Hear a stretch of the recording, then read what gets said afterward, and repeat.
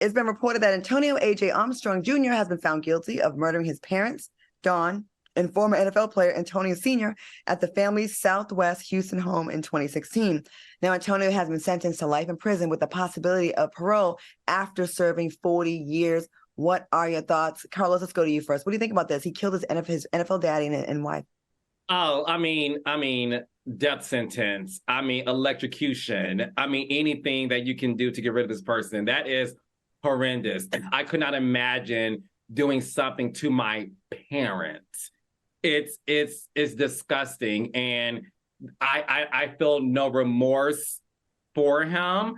I think he needs to be under the jail, along with the roaches and the bean pies they feed them, and the slippers they have to wear before they have to do things in the prison room. Don't ask me how I know. I watch television. So no, he needs to just, I'm disturbed by this. It's disturbing.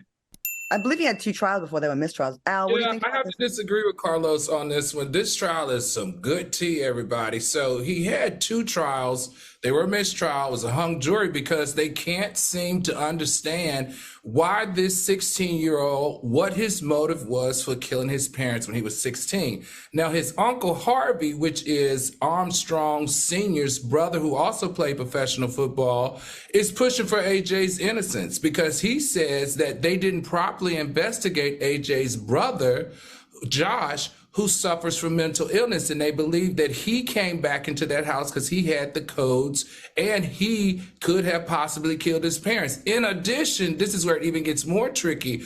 Uncle Harvey says that if you don't want to look at the son, also look at AJ Sr.'s past history, because his business partner as well as himself were killed within 360 days, like 2 years of each other. So the Uncle Harvey is saying there's something in the milk ain't clean. It's definitely shouldn't be pointing at Antonio A.J. Armstrong Jr.